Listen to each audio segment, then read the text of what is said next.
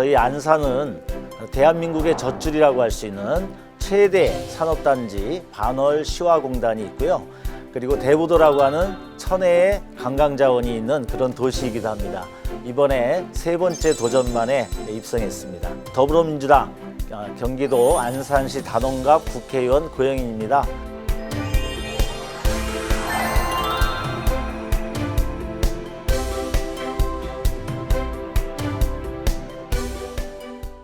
네, 제가 일단 국가건축학도, 그 다음에 보편적 복지국가, 그리고 세 번째로는 문제 해결 능력, 이렇게 얘기하겠습니다. 평상시에 멋진 집이나 빌딩 이런 것들을 짓는 꿈을 꾸어본 적도 있고, 그래서 제가 고려대학교 건축공학과에 입학하게 됐습니다.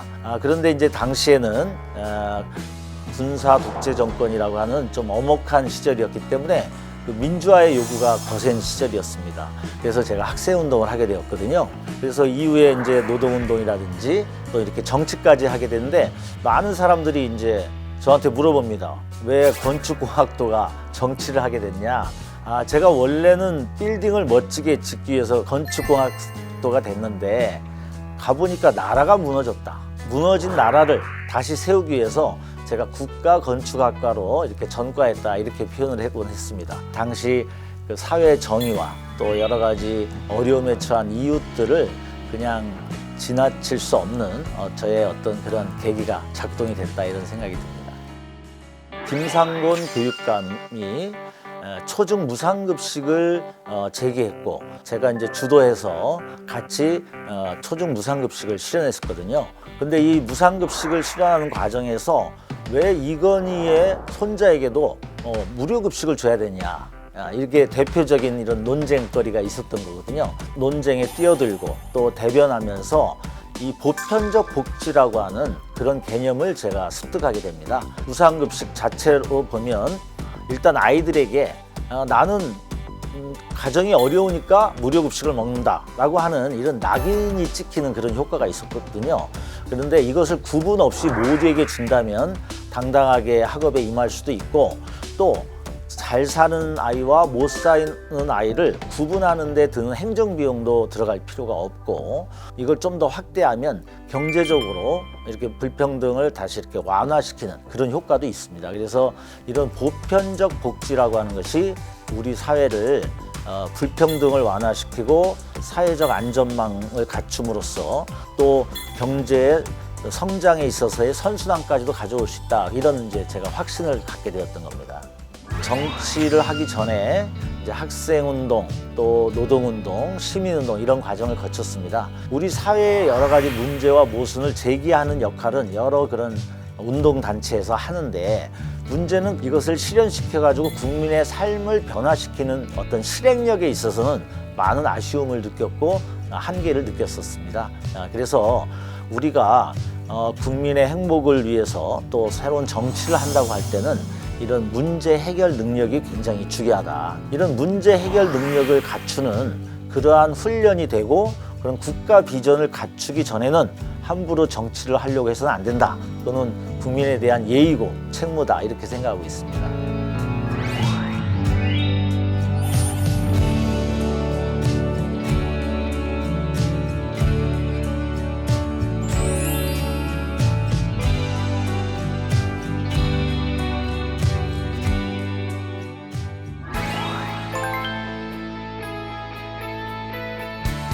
제가 학생운동, 노동운동을 하고 당시에 큰 광의의 의미에서의 정치를 생각할 때는 약자 편에 서서 그들을 대변한다, 이렇게 표현을 했습니다. 갈등, 투쟁, 이것이 이제 중심이었는데, 제가 국민의 행복을 위해서 정치를 한다, 이렇게 바꿨을 때는 경제적 성장도 강화하고 심지어 재벌까지도 국가나 또 국민으로부터 존경받는 이런 사회 시스템으로 상호 협력 체제를 가질 자신이 있다, 이렇게 생각해서 한마디로 얘기하면 정치는 국민의 행복 수준을 높이기 위한 행위이다, 이렇게 얘기할 수 있겠습니다.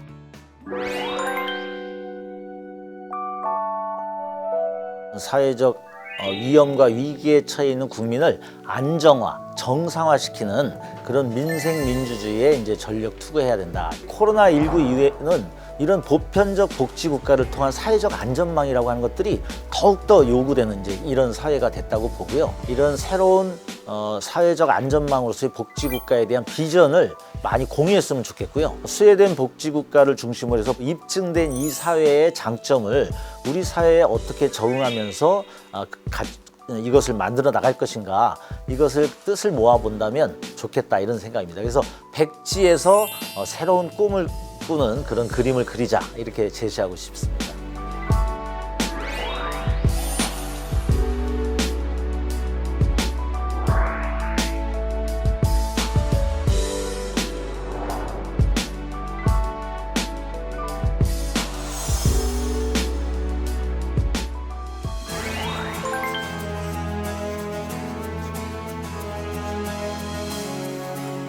이렇게 적어봤습니다.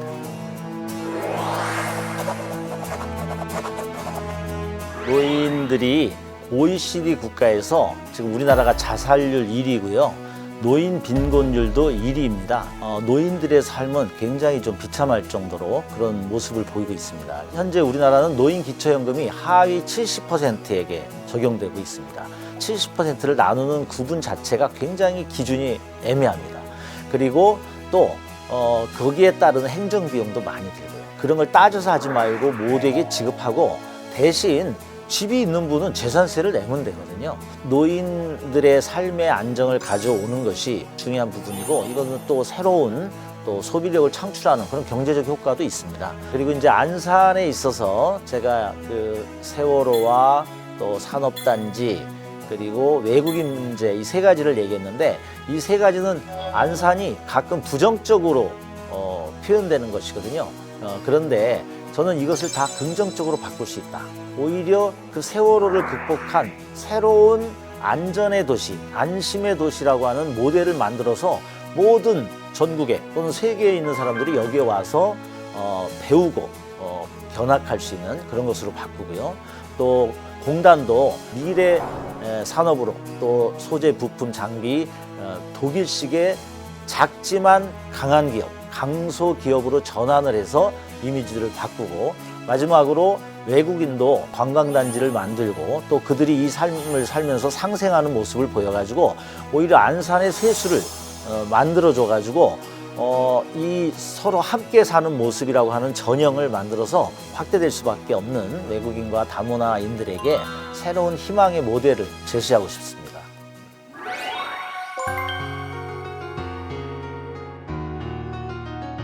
고영인, 아이고 그동안 4년 동안 참 고생 많았다. 이 보편적 복지 국가를 정치권 내에서 또 국민들에게 새로운 꿈을 꿀 수 있도록 제시하느냐고 수고 많았고, 이제는 그것이 허황된 비전이 아니라 국민들의 삶에 속속히 녹아나는 그런 구체적 공약이 돼서 당당하게 정상화되고 제대로 서는 그런 나라가 됐다라고 자부할 수 있는 그런 국가로 가는 초석이 되었다라고 생각한다. 앞으로도 더 노력해서 이러한 것들이 완성될 수 있도록 힘을 써주기 바란다.